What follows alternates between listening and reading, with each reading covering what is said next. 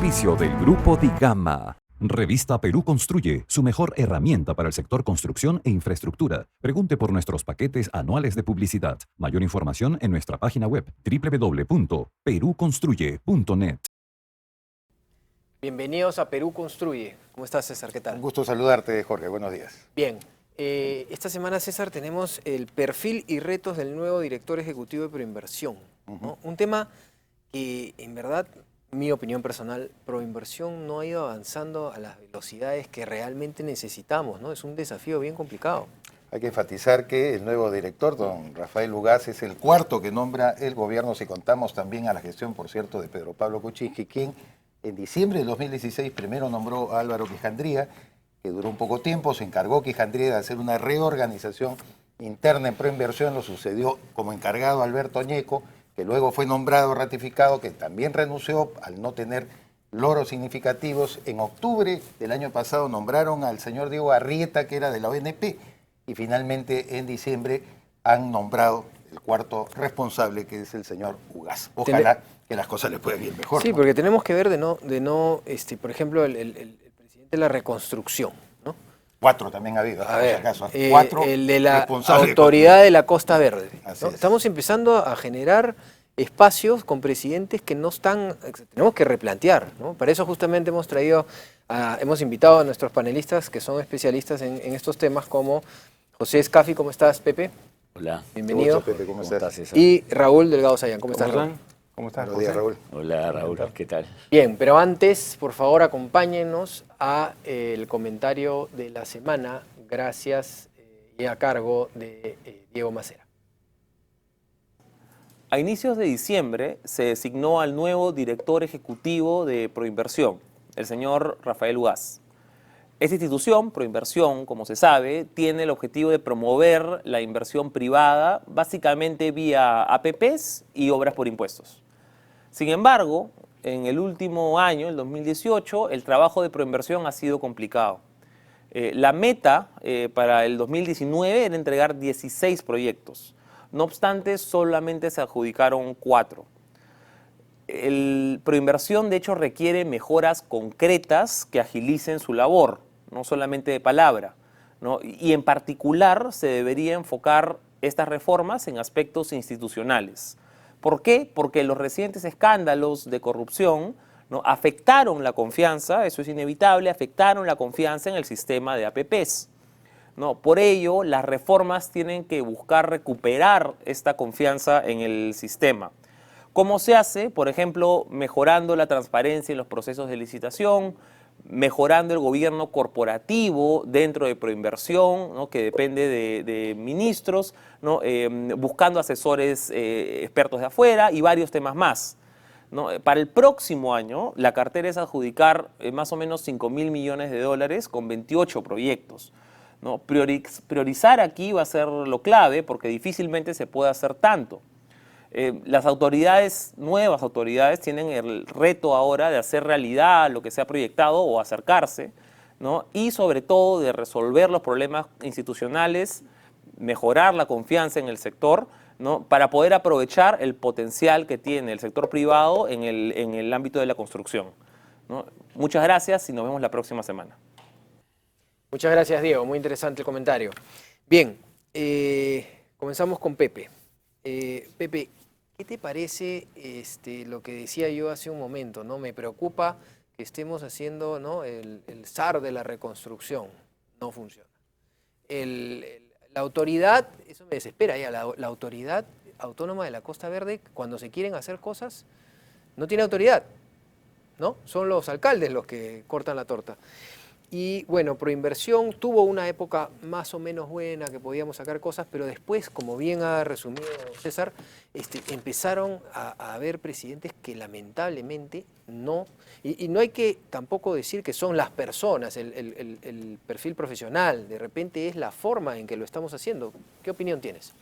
Bueno, en verdad, si uno ve la historia de Proinversión, las mejores experiencias se dieron cuando era una agencia autónoma, ¿no?, cuando tenía un directorio completamente de ministros que se reunía regularmente y que era capaz ese directorio de ministros de soportarse en comités, CEPRIS, comités técnicos, conformados por independientes, que no necesariamente eran planilla o empleados de Proinversión, que conducían los procesos, ¿no? Gente que podía estar en su actividad privada y era miembro de ese comité y trabajaba por dietas y conducía los procesos, y eran acompañados por equipos altamente profesionales de expertos en banca de inversión, expertos en estructuración de proyectos, consultores, abogados internacionales, pues que estructuraban bien contratos, ¿no? Y así vimos cómo se vendieron las acciones de telecomunicaciones, de las eléctricas, de los bancos, se dieron grandes concesiones, ¿no? El aeropuerto Jorge Chávez. O sea, creo que la historia de Proinversión tiene mucho que contar, y yo sí creo que si se sacara de los libros blancos todas las experiencias de todas las APPs del Perú, estaríamos consolidando cómo el mundo nos ve en términos de un país para APPs. Esa era la Proinversión que funcionaba. Lamentablemente, los distintos cambios de las leyes, ¿no? Porque varios ministros, para dinamizar inversiones, cambian las leyes y cambian la estructura. Hoy día Proinversión, en lugar de ser esta agencia autónoma donde los ministros ordenaban a otros ministros, esto se va a hacer por APP, destrabe usted, se reunían con ellos, ¿no? Esa gobernanza. Y el jefe de Proinversión tenía equipos de profesionales calificados y banca de inversión que lo asesoraba y comités independientes de Proinversión. O sea, imagínate un directorio que delega en un comité de inversiones o auditoría a gente independiente. Eso era la época de mayores éxitos de Proinversión. Hoy día, lamentablemente, todo el mundo ve que está más apocada, que no tiene ese nivel de presencia en la toma de decisiones de aquello en lo que es experta, ¿no? Correcto. Pero Raúl, yo había hecho una referencia al parteaguas que significó el acceso de Pedro Pablo Kuczynski a la presidencia y de Álvaro Quijandría, que fue el primero que le introduce una especie de reingeniería. Acordémonos que Proinversión heredaba SNIP, se creó Invierte.p, es decir, cambiar un poco la filosofía.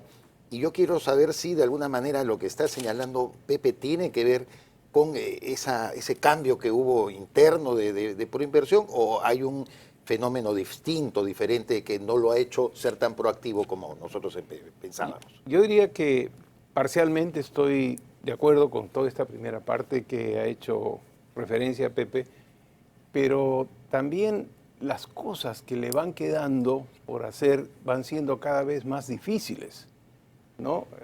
Hablar, por ejemplo, de las primeras, digamos una etapa primera, del 2000 al 2010, donde tenías muchas concesiones autosostenibles y además interesantes, como las que él ha hecho mención, por ejemplo, el aeropuerto Jorge Chávez, los puertos, ¿no? que se sostienen por sí mismos y todo el mundo sabe que son un magnífico negocio, la ubicación del Perú, como eso, las hacía más fáciles. Después entras a la parte cofinanciada, donde ya tienes que también confiar mucho en el socio. Claro. En el socio, porque es asociación público-privada, o sea, el socio tiene que poner su parte y ya comienzas a entrar con las trabas burocráticas y los problemas de los socios que no siempre te acompañan al ritmo que tú necesitas.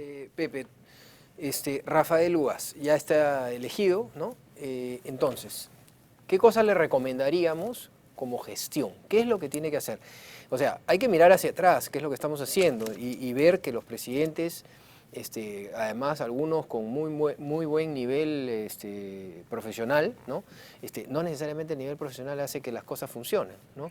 Entonces, ¿qué es lo que le recomendarías en la gestión día a día al señor Ugaz para que realmente las cosas puedan funcionar en Proinversión? Primero es importante entender quién es, de dónde viene, ¿no? Es economista, formado en la Universidad del Pacífico, trabajó en apoyo en sus inicios profesionales, de ahí trabajó en el Banco Mundial, en COFIDE, y ha tenido 12 años en Bechtel, y en Bechtel es de los que se ha remangado la manga y ha estado en obras, ¿no es cierto?, autorizando pagos, viendo ingenierías, siendo economista, aprendió mucho de ingeniería, sabe lo que es una gerencia integral de proyectos, sabe lo que es hacer seguimiento en plataformas, sabe lo que es trabajar con clientes, con proveedores, con personal a su cargo. Creo que tiene, la gente que lo conoce lo destaca como una persona noble, sana, muy analítica, ¿no? Perdón que te interrumpa un segundo. ¿Y antes, los anteriores, no tenían ese perfil? No, digamos, pueden tener el perfil y ahí podemos ver todo lo que tienes que hacer. Yo sí creo que Proinversión requiere retomar el brío de la autonomía, ¿no? Si es una agencia especializada en estructurar contratos que sean bancables, ¿no? Porque el arte de hacer un contrato de APP es convertir eso en algo que pueda ser un negocio en el largo plazo para todos, para el Estado, para los ciudadanos, para el inversionista, para la banca de inversión que presta la plata, independientemente de si es cofinanciada o autosostenible, ¿no es cierto? Evidentemente para los funcionarios es más fácil la autosostenible que la cofinanciada, pero la fórmula ya se conoce muy bien, ¿no? A una cofinanciada la tienes que formular bien, tienes que hacer un estudio de preinversión que demuestre todos los beneficios de tener un tren eléctrico. Ahora, pero ¿a ti te parece que el problema de repente está también en lo que mencionaba Raúl hace un momento, en que no hay proyectos tan interesantes? Porque claro, tú puedes tener un superpresidente y de repente no hay grandes proyectos, como dice Raúl, hay más complicados los que vienen. ¿Eso es verdad? Pero o sea, los ¿tú qué proyectos piensas? complicados pues exactamente son los proyectos más interesantes para APPs. Lo que estamos diciendo es, el Estado peruano ya ha demostrado que ha tenido capacidades para hacer muy buenas concesiones que funcionan, ¿no? Y están los desempeños que ves ahí en Ocitran. Yo te diría, él debería, en la cadena de valor, tiene proyectos que están en la etapa de transacción, que ya fueron convocados y que están simplemente pues para firma final de contratos, competencia, concurso, y hay que atraer buena competencia y hay que empujar esos y ver dónde están trabando, ver en qué parte se traban. ¿Dónde se traban más? En el governance de la coordinación entre ministerios, ¿no es cierto? Cuando varios ministerios o entidades tienen que opinar, es ahí donde se traban muchas cosas. Y el problema de los ministerios es que no tienen el personal que necesariamente puede acompañar, porque están a 1000 en obras públicas y esa misma gente probablemente tiene que estar metida. Raúl, no solamente ministerios, en la experiencia del año pasado, con 480 millones que tenían en proyectos Proinversión, se tuvo que retirar uno, que era lo de la quebrada de San Ildefonso, que se hizo tan famosa por en la obra, época, por impuestos. ¿no es cierto? Se tuvo que retirar, pero no eran los ministerios, sino era el gobierno regional respectivo que no había puesto las cosas en claro o bien para traer la bancarización. Esas experiencias se pueden repetir. ¿Cómo haría, según la pregunta de Jorge, cómo haríamos en todo caso para que UGAS no se enfrente a ese tipo de problemas? Mira, yo lo que creo es que tiene que priorizar su cartera. O sea, tú miras, por ejemplo, los rendimientos de los últimos años que tengo en este gráfico y tú ves que fuera del 2014, que te empujó la aguja un par de proyectos, que era la línea 2 y el gasoducto del sur, los dos pues muy trabados y uno ya cancelado. Lo demás prácticamente han sido bastante pobres los desempeños porque están demasiado diversificados. Ahora tenemos, por ejemplo, para el 2020, 5.000 millones en 28 proyectos. Pero si esos 28 proyectos tú miras, dos de ellos, el anillo vial periférico y el terminal portuario en Marcona, significan el 51%. Entonces, ¿por qué no pones toda la puntería en esos dos proyectos? Porque se te caen los dos proyectos y se te cayó todo. Priorizarlos por lo menos. 2021 al 2022 dice que tiene 20 proyectos. Proinversión, a mi modo de ver, es monocorde. Tiene un solo modelo de APPs. Hay como 8 diferentes modelos de APP y cada obra pues no es como una aspirina, pues que todo le cae bien.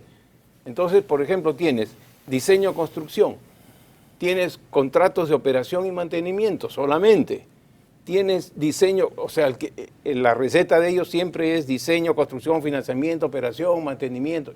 Ese es el modelo complicadísimo que les demora mucho y les traba, pero no usan, Hay que por ejemplo, diversificar ahí el tema. hay 8, construcción, propietario, operación, el BOO, construcción, operario, transformación, que es el de transfiere, que es el BOT, la construcción, propietario, operación, el famoso BUT, con que se hacía antes. Hay como 8. Pero Ahí tu tema de un detalle. APPs. Creo que es importante que él busque dentro de los equipos que tiene a los mejores, pero además que para él y para toda la cadena de entidades públicas que participa se las dote de expertos a través de contratos de tercerización por 5 años, de profesionales que se requieren. Tú pactas horas, valor hora de un ingeniero geólogo y el día que lo necesitas lo pides por horas. No te tienes que llenar de gente. Yo creo que hay que entender que Proinversión es una entidad de proyectos. Hoy día tiene mucha más gente que proyectos realmente en marcha, ¿no es cierto? Entonces creo que hay que hacer más eficiente también esa gerencia.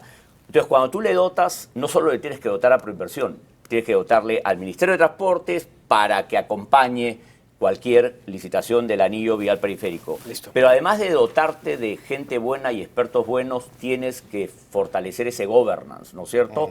Esto de que se reúne con ministros, con una plataforma de seguimiento de proyectos, cosa que sabe manejar muy bien Rafael, y en el mundo existen, que haces el seguimiento a todas las fases y etapas, Perfecto. incluso después de que la adjudicaste, porque lo que mucha gente te dice, una vez adjudicado, nos abandonan y estamos a merced de ministerios, gobiernos regionales que no necesariamente tienen la capacidad de supervisar. De acuerdo. Ok. Creo que hay que mejorar eso, ¿no? Listo, Pepe, muchísimas gracias.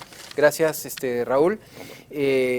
César, creo que si este programa no lo ve el nuevo presidente de Proinversión, Se lo vamos a enviar. se está perdiendo una asesoría gratuita recontra importante para el futuro de Proinversión. Espero que el señor Rafael Ugaz lo pueda ver, porque la verdad es que lo que han dicho nuestros panelistas hoy día va directo a la vena a una buena gestión. Hay que tomar nota, yo creo, ¿no? Eso es esencial, ¿no? Priorizar, como dijo Raúl, dentro de este conjunto de proyectos, son más o menos 14, nos señalaba Pepe, ya lo hemos mencionado anteriormente en otros programas, y lo que Pepe señala, o sea, dotar de gobernanza, o sea, una progobernabilidad también a la agencia para que esto pueda generar que ministerios, gobiernos regionales puedan efectivamente llevar adelante los proyectos. Es increíble que el año pasado solamente el tratamiento integral de las aguas residuales del lago Titicaca haya sido lo único que se ha podido más o menos mostrar como bonito de la tarea El Perú, de Proinversión, teniendo otros proyectos y con una baja ejecución. Entonces, sí, efectivamente, ojalá que se le escuche más a Pepe Caffi el Perú tiene, y a Raúl Delgado así allá en es. estos El menesteres. Perú tiene muchos recursos, muchos también que vienen de la minería, ¿no? No podemos seguir guardando el dinero y no gastarlo. Tenemos que hacer las obras que además necesita el Perú. El déficit de infraestructura es brutal. No tenemos los servicios básicos desarrollados de una manera adecuada, transporte. ¿Qué está pasando? Gestión. Entonces, ojalá que desde esta tribuna Perú Construye haya contribuido nuevamente a desarrollar o ayudar, por supuesto, al gobierno con estas propuestas. Hablando justamente de estos temas importantes, viene la feria más importante del 2020. ¿Cuál es? Su nombre es Expomina Perú. Si usted es proveedor o quiere serlo, vea este mensaje. Adelante, Alfredo, con la información. Separe su stand en Expomina Perú, la gran feria minera del 2020, presidida por Víctor Govitz de la Compañía de Minas Buenaventura, quien invita a todos los proveedores mineros a exhibir sus productos y servicios al sector minero. Expomina presenta Conferencia Internacional de Minería y Congreso Latinoamericano de Compradores Mineros. Aumente sus ventas, participe en Expomina Perú, la feria minera más importante del 2020. Separe su stand.